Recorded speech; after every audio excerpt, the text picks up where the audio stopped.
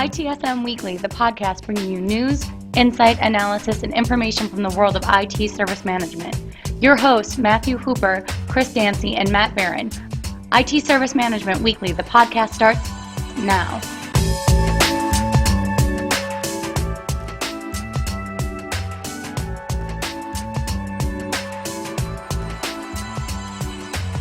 Welcome to ITSM Weekly, the podcast, episode 90. 90. Old women don't make it this long.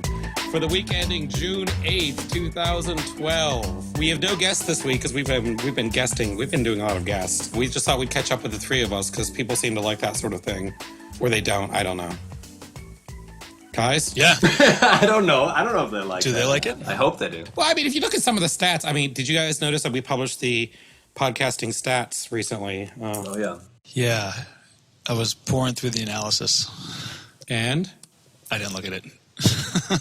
Dude, Hooper, you're big in Albania. That's awesome. They also have trouble with the word hoverable. I think our stats were like slowly declining, and then they just went up a little. Yeah, so, dude, I totally picked up on your dig on me while you were at Stits. How do you say it? S-T-I-T-S? Yes. Well, how did I dig on you? What did I say? You were saying horrible. Hoverable. Someone's got to replace you when you're not here. All right, so working on getting Marcus Nelson from Salesforce on. He reached out to us after we recorded our last show. He's a founder of User Voice, but now and an ex-employee of Salesforce, and it looks like he wants to. We're just trying to get schedules coordinated. Oh, very cool. Yeah, it's gonna be good. There's no news gator because it's all news. So, Ross, can we get some gators? Can we get anything? You know, I guess I could always use the soundboard if we're live and play that kind of stuff, but then nobody would hear it, would they? Well, you'd have to crank up your speakers. I'm not gonna do that. The only time I'm cranking with speakers. Okay. So, NewsGator, release the NewsGator poodle. We should release the poodles and then the gators. Can we have some NewsGators eat poodles? There you go. Delicious. Thank you, Ross. See, what's weird is most people think that Ross magic happens real time, and it's all post. Like much of service management, it's all post-production. That's right. So we got lots of news. We got lots of news, lots of conversation. Are either one of you ready this week? Or? Yeah. Oh, yeah. I actually prepared. Isn't that weird? All right, why don't you go? What kind of news you got for us? I'm not saying that it's going to be quality. I'm not promising anything. So I'm not your wife, and I know this already. I'm setting your expectations low.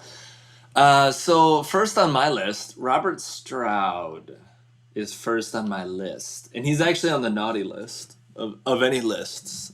After I got 3 emails from Google Plus content from him, and then 3 Facebook posts about the same stuff from him, he has become blocked on both platforms, unfortunately. And what's really strange is I really like Robert Stroud. He's really smart.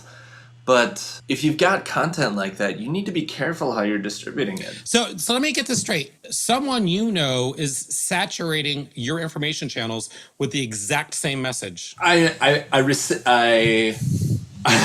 don't want to answer that question because I know what the follow-up response is. There's no follow-up response. Just asking the question. So I guess for those of people out there who don't know Robert Stroud is an employee over at CA. Our friends at CA love the CA, by the way. Should we make this episode sponsored by them? Yeah, and Robert Stroud specifically. Robert is also, if you don't follow him on Twitter, he's Robert E. Stroud, I think, on Twitter, and responsible in large part for the, I guess, the promotion of COBIT. Because you don't see anything coming out of ISACA itself. Yeah, I think his claim to fame for a long time was one of the few members of both the ITSMF board and the COBIT board, right? Wasn't he on both? Well, I was a practicing Christian Wiccan for about a week. It didn't fix either. So, do you have any visual proof of this, Matt? I mean, do you have anything that would actually point out this type of behavior? Yeah, I'll pull it up here on screen share. With the power of the internet and Google Hangout. So with the power of the internet, you can actually bring up an example of this. Yes. Because I am also ready with an example. Oh yeah, you take screenshots of stuff like that. See, I'm sort of a set it and forget it kind of guy, right? Mm-hmm. Should I screen share mine? Yeah. All right, I'll screen share mine. Screen share. Mine's gonna take a little while. Select the window you want to show. Show that selected window. So as you can see here... Oh, I sent you that. Nice. As you can see here, we've got Robert Stroud on Facebook. And the things that are really interesting is he posted to Facebook, so you've got you created it, but then he liked himself, right? And then it's a video of himself. Yeah, this is ridiculous. That's the word of the day, ridiculous. It was a bit much. So is this on Facebook? It was. I'm not on Facebook. I mean, That one's on Facebook. I can show you what I've got. no, that's not. This is not the burn and. Of course, it's the burn and torture episode. And the thing is it's actually good content. Like the first one, I actually read it, but I don't know if this is a Google Plus thing, but like sometimes when you share stuff on Google Plus, it says, "Oh, do you want to email these people too?" And I'm like, if anyone says yes to that, that's probably bad. They should remove that option. They should remove that option. Now, that's their viral effect, right? That's how they get more people on Google Plus. Yeah. Oh yeah. But it's lame. I agree. It is. No, I think you're spot on, Baron, and we obviously do this out of love for Robert, right? To help him understand what he's doing to those who actually read his content, like us. I'd hate to be your kid and in trouble. This is out of love. I G plus one of his articles. I read it. It was the one that was a blog on one of the NIMSOF blogs about service portfolio, and I thought the article was great. But I don't think it applied to everybody, and I got a response back from John Custy, who said, "No, I think you're wrong, Matt. I think service portfolio is more important for a small business than the governance part of measuring it, whatever it was that I had said." But I think that's good. I love when people disagree with me because it makes me stop and think, well, did I read something differently, or am I not thinking this through correctly? And occasionally I'll take away something of value. Occasionally. The best way is to grow and learn is to surround yourself with people who are growing and learning. That's right. So other news, the ServiceNow conference wrapped up last week. Some good tweets came out of that. Yeah, a lot of big announcements came out. Hi, look at that, I've got things beeping and tweeting. You live in a sensor world. I do live in a world of sensors. So high availability, consulting, a bunch of other stuff. Things I thought were interesting because actually Karen down on the Antipodean, that little show from Down Under, and Hooper, you weren't here. Me, I have to go off task. They recorded the first Top of the World episode for Finland and Sweden and the Nordics today. So there's will be a fourth entry into the fray here. But Karen Ferris did an amazing job of talking about the conference. I had to work it, right? So it's always a lot different because when you're working a conference, you don't have time to enjoy anything. Mm-hmm. Because first you're keeping customers and everyone happy and moving, and then you're also presenting, which was difficult. So I don't know. Seemed like a good conference to me. There seems to be a little bit of backlash on the Twitter right now. Don't know what's going on with that, but it is what it is. Yeah, one of the things that they really got right was having, for people who don't share on Twitter and don't share on Facebook, they used a social feed that anyone who signed up for the conference was automatically signed up for. So that people would go into a social session or even a non-social session, and you could be in a Facebook style feed of that session. So if someone had questions, they could post it in there. You didn't have to interrupt the entire room. Yeah. People could just ask questions directly. If someone had content they needed to deliver. So net they enabled the back channel for the conference. They actually not only did they embrace it, they enabled it. Yeah. And then one of the big announcements, bigger than high availability in my point of view, is social streams for ITSM products. So inline social streams for incident, problems, CI. So you want to see the life of a CI, you go check out its Facebook page. Or you check out the podcast from 3 years ago. All right. Exactly. What a concept. So Hank Marquis, are you familiar with this Hank Marquis guy? Oh yeah. He's got all the ITIL things on his collar at all the conferences. Used to work for Global Knowledge, and then he went to where was it, Microsoft or somebody? He went Global Knowledge, and then he worked for Lowe's Home Improvement, which ironically enough, I met someone once from Lowe's right after my mother died, and this person had the exact same name as my mother. Look at that, Priscilla Dancy. Isn't that creepy? That is crazy. Yeah, little Christy there. So yeah, went to Lowe's, did a bunch of work for them, and then came back. He's back at Global Knowledge now. So yeah, he's back in the picture. I just wanted to check with you guys. Are you following his updates? He seems to be back with a vengeance, almost at penicillin levels of communication. No, I haven't seen the stream. I'd like to have him on the show. I think he's very interesting, has a very, very progressive thinker. And as Matt said, he does have more pins than anyone else. Moving on. Have any of you guys noticed that Pink Elephant now has joined HDI, LinkedIn, and back to ITSM and all the other many sorted ways to communicate? And there's now something called the Pink Form. No, not Pink Curtains, the Pink Form. Have you guys seen this? No. It's on Facebook? No. Wow, you. Hold on. I have to get either Nietzsche or Heigl puppet out for that one. No! This is a user form! The Pink Elephant sponsors. Actually, it isn't Heigl. Who is this? I don't know. No, so it's I don't know. I'll put a link in the show notes, but basically you can go and talk about real service management questions. But just for you guys, and this kind of goes with a question that I saw earlier today. How many conversation forums do we need on the internet for this little topic? One. Yeah. There. The problem is that we'd all have to agree upon it, and no one's going to agree upon it. And the Pink Elephant guys can't be on the HDI forums asking questions. The HDI guys can't be on the Pink forums answering questions. Well, let's set the record straight. All of those guys are on all of those forums. They're just not. I mean, Troy, Practitioner Radio. By the way, if you looked at the stats, the number 2 episode, numbers 2 and 3, were Troy. Yeah. No, number 1 being Gerard Green, but that's that was good. Yeah. Once you bet on black, you don't go back.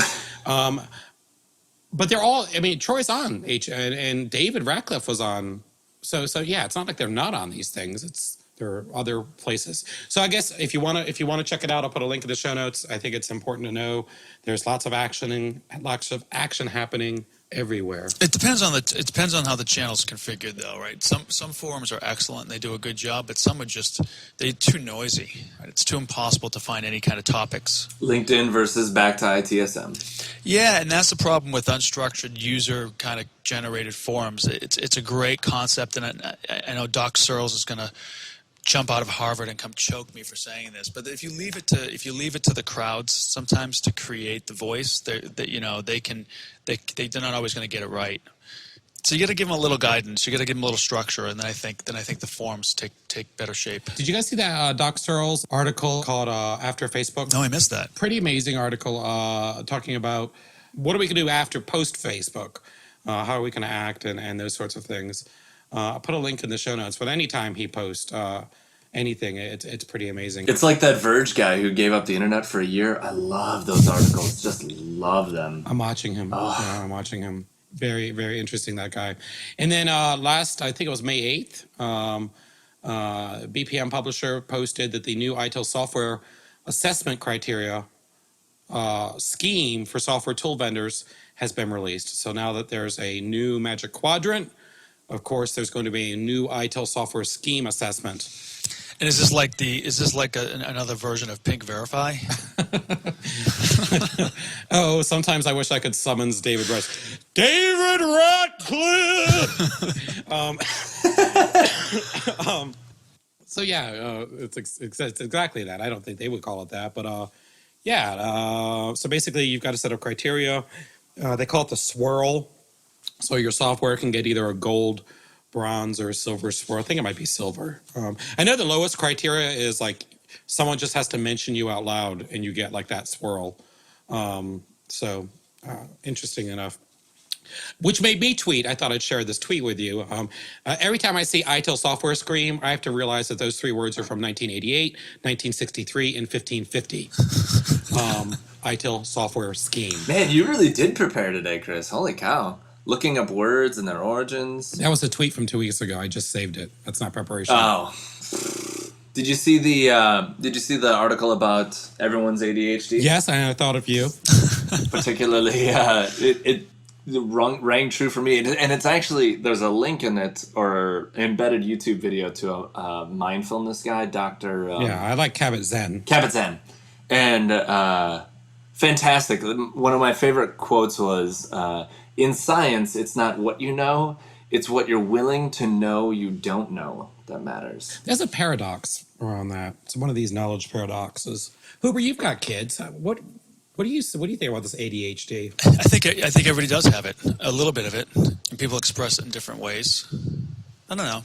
I think a lot of it just becomes your senses become overloaded. I know when my son would watch too many movies or play too many video games, he'd get more antsy. But if I told him to go for a run or go hit the gym, he was fine. See, my dad told me to go hit the gym. I just don't know how history would have been forked by that one decision. I mean, seriously, there would have been a rupture in the time-space continuum had my father 30 years ago said, hit the gym. Because I'm pretty sure that it would have been a hate crime, probably the first. Oh my. It kind of goes back to the Verge guy. The last article he had was about we know a lot of things that are completely worthless because they're so easily found. A friend of his asked him, did Jimi Hendrix cover this Eric Clapton song? And immediately they Googled it and knew it. He left the room because he's not allowed to be in the room when they're Googling things. That sounds funny. Yeah. That sounds really funny. We'll put a link to his blog, or not his blog, but someone else's the blog for him. Because I watched him the last hour he was on the internet. He was playing games live like we are now. Literally playing games. Guys, Hooper, you're kind of quiet today, so I want to kind of get you involved. I don't know how to do it. I have to call Mrs. Hooper. Well, I heard bad news. We didn't make it into the Mass Challenge program this year, so it's tough news. I just found out before I got on the show. Oof. Yeah. Oh, that's why you were late. This was why I was late. Yeah. I had to go dry my eyes. Wow. Hey, that's startup life. Did you guys read my blog? Who do I make it out to? Do you guys have a blog? I need a tool to help me figure out when you post something. Yeah. Well, this wasn't on my blog. This actually was picked up by Boston NO. It was a blog I wrote, Startup Life, somewhere between suicide and Instagram. Yeah. It's a constant roller coaster ride. So what does this mean? Does this mean anything, or is it just another day? Yeah, it's a hit for our PR marketing. It's a hit for our mentorship that we need. It's always good to have more people helping you make the right connections in the startup scene.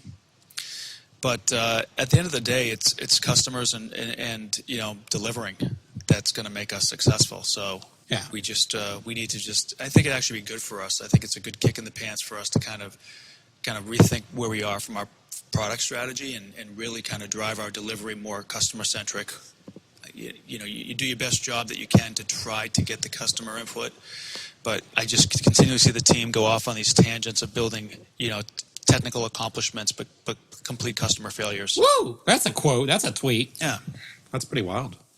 Well, I don't know. You kind of bummed me out now. I don't know if I can finish the show. No, we can finish the show. Of course I can. Well, so here's the good news, right? Well, what is the good? Yeah. Tell me something. Cause Gmail went down this morning for 400,000 users, and it's once again why people need to reconsider their cloud strategy. Now, what is reconsider your cloud strategy? Well, where are your points of data, right? So at least for me, I wasn't impacted. I wouldn't even have known if I was impacted. I am, because I wake up with a backache. Mm-hmm. But your mail is pretty critical for most people, right? So I mean, it's you got to think about where is it stored, how is it stored, where is it kept. So this is good news for companies like Backupify that backs up their Gmail, and it's actually good news for us because we have an overlay to Gmail. We make your email available. Even if Gmail goes down and Facebook goes down, you can still access those messages. So it's good. This kind of thing continues to help show that the proliferation of information and the fragments in the channels are going to cause people to be innovative about the tools they develop. You are so smart. It's good for our space. No, I think it's good. I'm not saying it's good that it fails. Well, I know, but it drives me crazy when people go, "Oh, the cloud service failed. You need to be ready for doom and gloom." And I think I put it on Facebook the other day. The only people who care about the Mayan calendar makers. The Mayans don't give it a second thought. That's right. It's like, come on. All right, guys. I was racked because I'm riddled with brain power. No, that probably wasn't the best thing to say on live. I didn't mean to laugh. I'm sorry. Shut up. So I was thinking about big data the other day because I found two really great videos. One of migrations of birds, and the other one was migrations of Norwegians. These two things don't have anything in common other than migration. But the one thing I thought was that old saying. Do you ever hear that saying about, if a million monkeys type, one of them will create Shakespeare? Yep. So I found, through the power of the internet, that's actually something called infinite monkey theorem. Mm-hmm. Have you heard of this infinite monkey theorem? From you when you tweeted it. I had to look it up. Oh, really? You actually pay attention to my tweets? Oh, yeah. I only follow 70 people. It's really easy. let's not get into that. HP laid off 27,000 people. Yeah, I saw that. Oh, I didn't see that. Well, I tweeted it. So, Barron. Well, I don't follow Hooper anymore. That what you just found out is I don't follow no one Hooper reads your anymore. tweets, Hooper. Yeah, I stopped following you once I knew that there was a PHP developer in Boston. I finally turned that off. So, yeah, we know. Just in time for everyone not to realize. So HP, Matt, since you're in the business, it's kind of Barron. They laid off 27,000 people in a major restructuring. Hooper, one of the reasons that I think it's old Meg Whitman there. Is that Meg? Hoop? Is that who runs that place? Is she the new CEO? I thought it was Meg Whitman. Maybe not. We've got the power of the internet in our hands and we're not looking it up. Oh, well, one of the things that one of the reasons they're citing is they need to focus on innovation, which I think is just crazy because you're going to lay off 30,000 people to focus on innovation. That's the most innovative thing you could do is to actually talk to those 30,000 people. Yeah, and harvest it, make it meaningful. So is the idea that they would be more flexible, right? Oh, they want to take that money, those salaries, and focus them on a very small team of probably. Now this is me. This is not the article. Low-paid, code hackers, seeing what sticks. Yep. But isn't that Hooper's problem? Again, causality.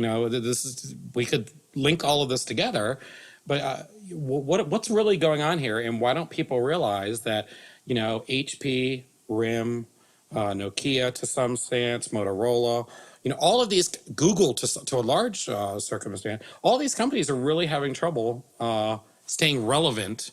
And what's the name of the article you just wrote there, Hooper? Instagram and suicide, right? Yeah. What's left? Well, they're not risk takers. They don't. People throw this word innovation around all the time, but they really don't understand what it means. What does innovation mean, Hooper? There's two aspects, in my opinion, of innovation, right? There's displacement and there's disruption.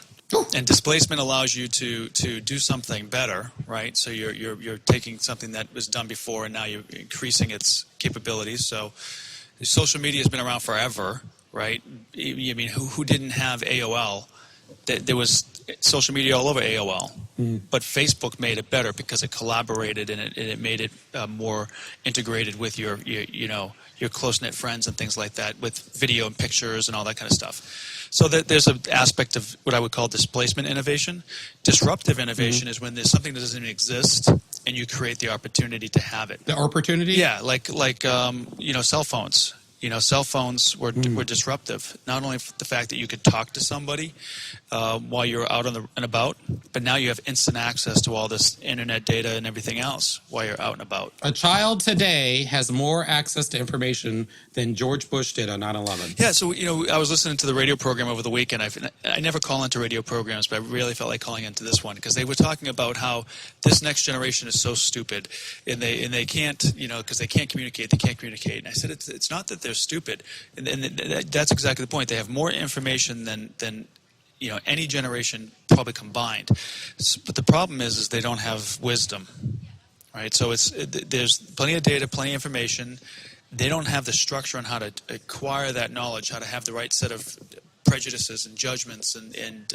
So what will happen? Well, you'll continue. I think you're going to continue to see two groups of people become extremes. There's people where everything is so politically correct.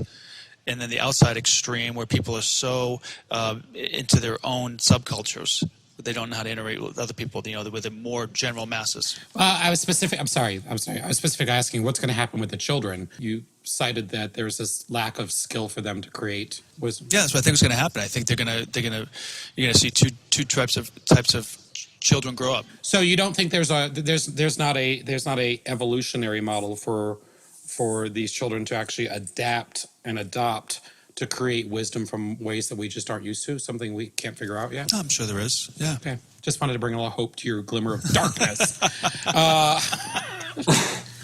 So it's just like Hooper's like, all children are, go to the gym and listen to your own music.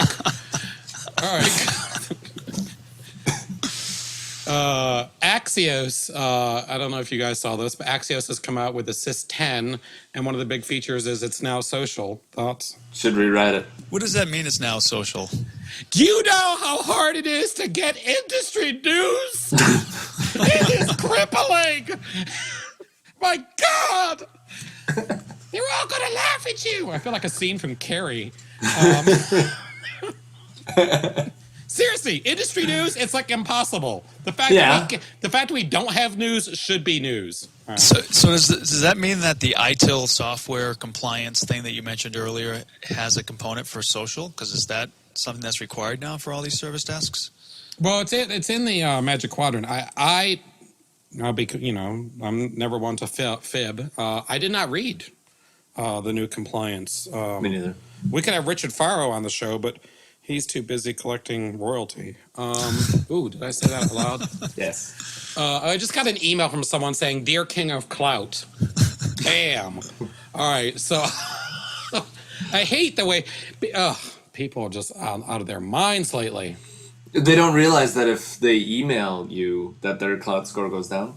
Let's talk about that. Seriously, let's get a little church up in here. Okay. All right, let's get a little. Are you ready to go have a little church? Amen. All right. I love these people now. Have you noticed everybody's cloudified? I spit cloud out, 2 years ago now everybody's losing their mind.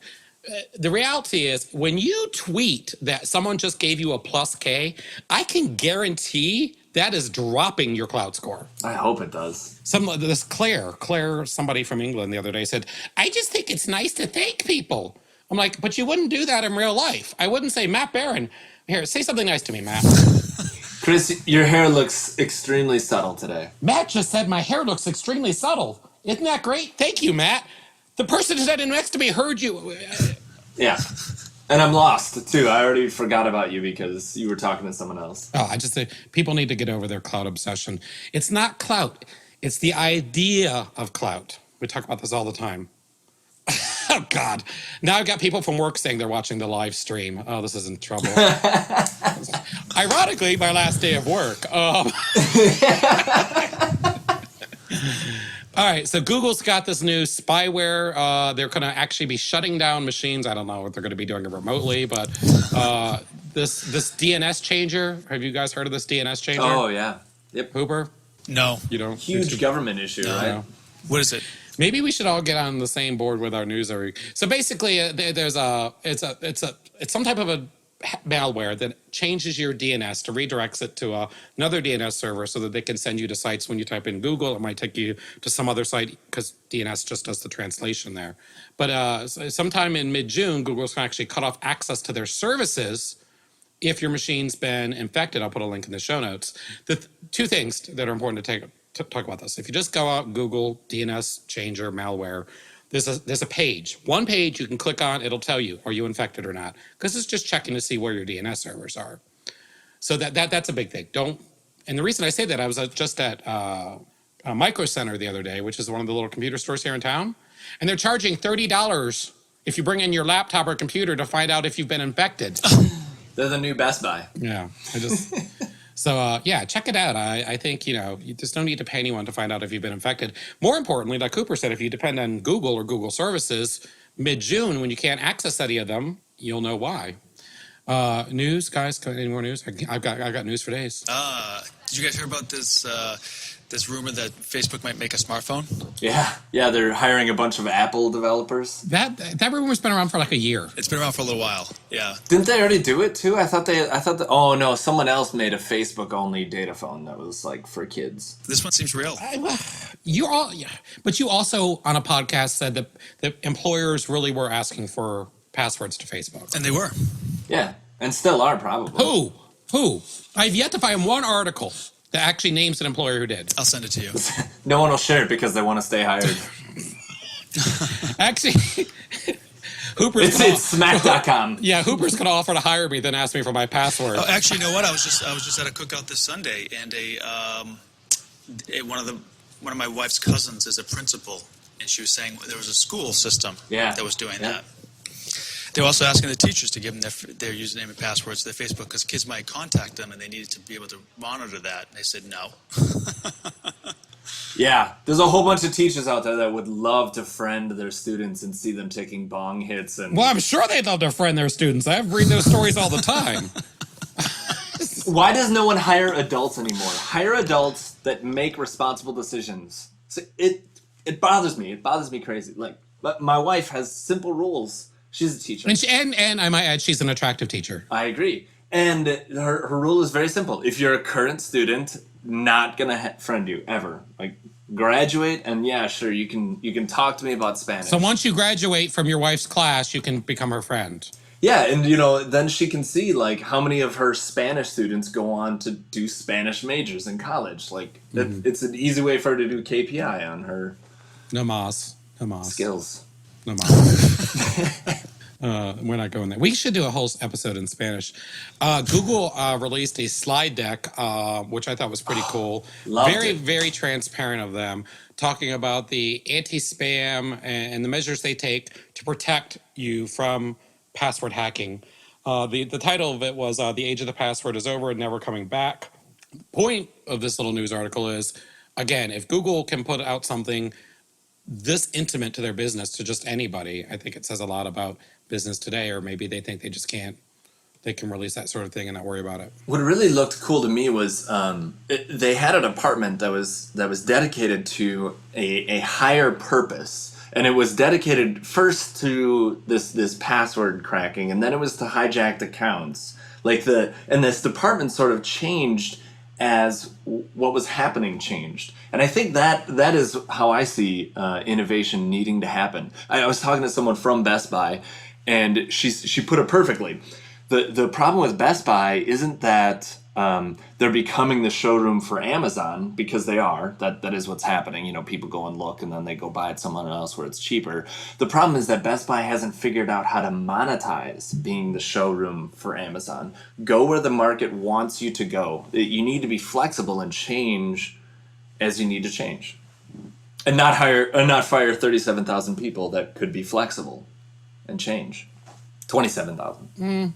Right. I think if Best Buy wants to become relevant, I told you this, Baron, they should embrace the fact that the showroom for Amazon, but employ people who are the end gadget in real life. Oh yeah. That's right. All right. So we solved your problem, Best Buy. Checks in the mail. We should have a podcast where we solve world issues. And then sign checks and rip them up. And then rip up checks. All right. So,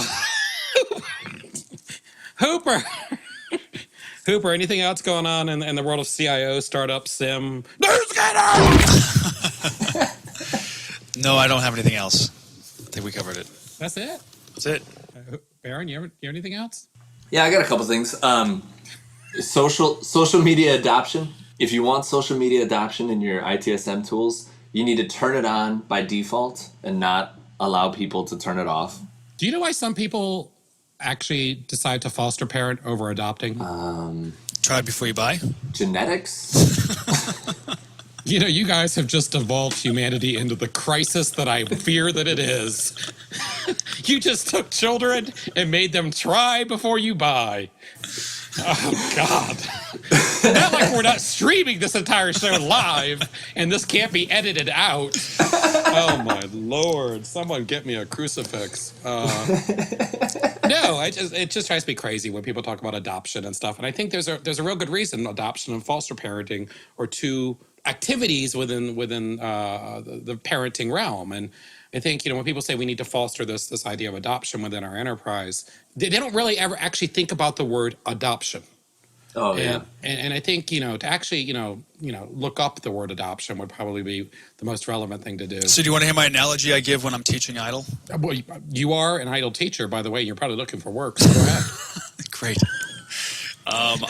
When I talk about adoption, I use the analogy of a guy who's maybe dating a woman with kids.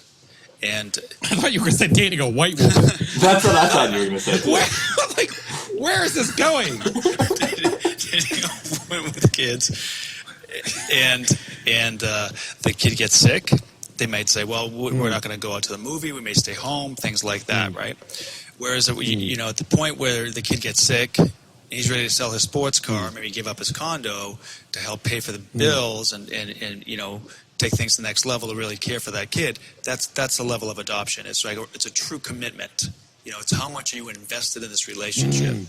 So it's like the processes in the organization that you build around the organization you build and the processes you institute around that organization. How committed are you, and how far are you willing to go? Whereas if you foster parent in an organization, you're more concerned with the general well-being of the population of children Yep.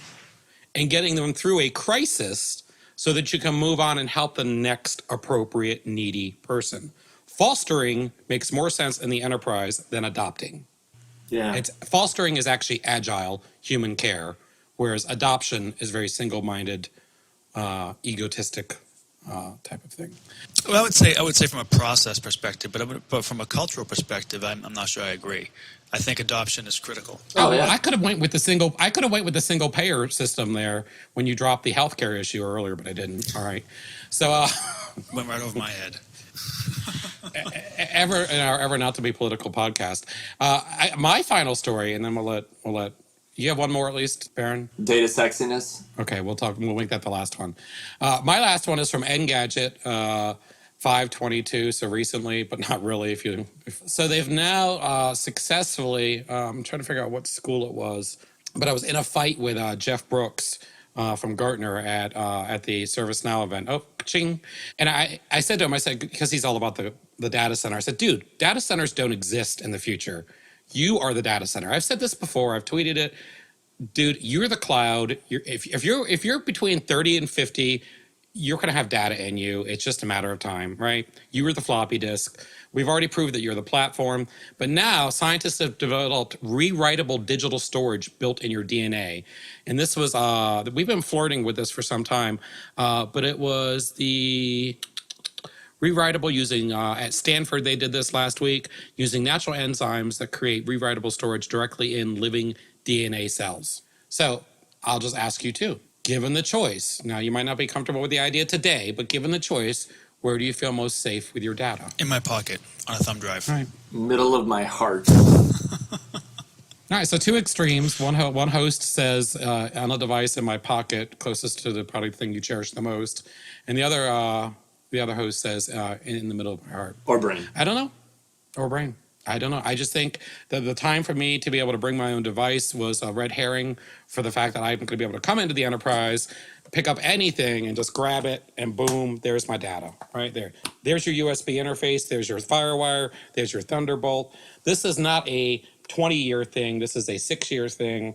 We'll be doing the podcast then, and I'll talk about how I shared photos at a table in the airport lounge of Cathay Pacific that I was admitted to because I was a clout high score person. By touching it. Yeah. Fantastic. And if you need to back it up, you just shake hands with someone. Yeah. Gross.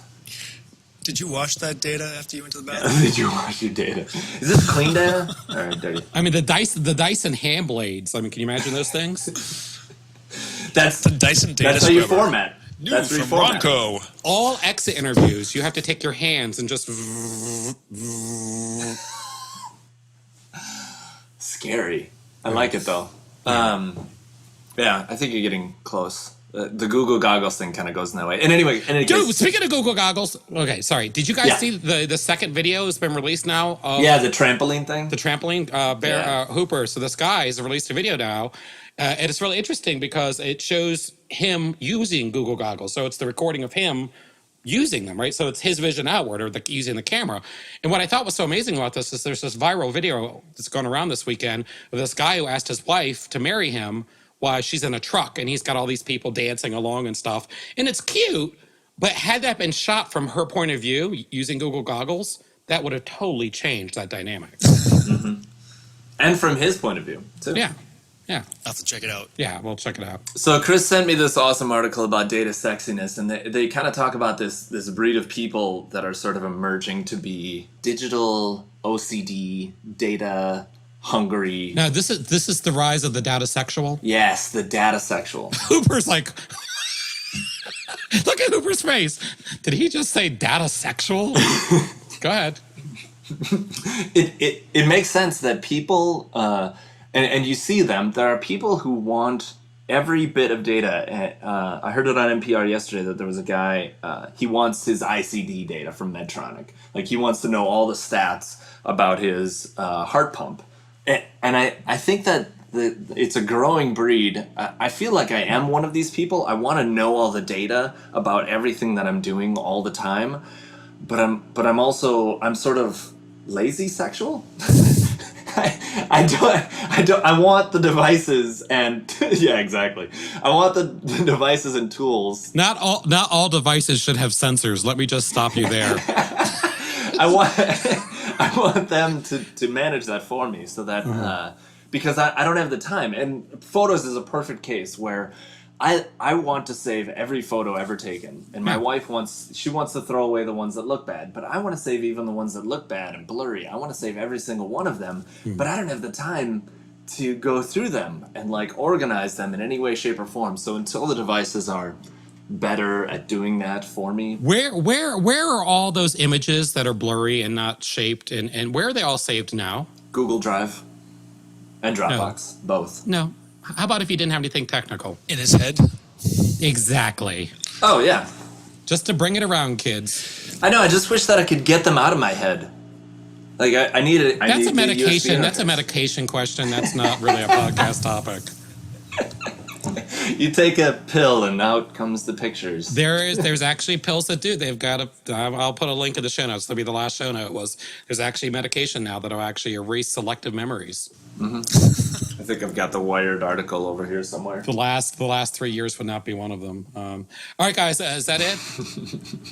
Is that it? Are we done? That's it. We're done. I'm going to go ahead and put a couple other things in the show notes for you guys.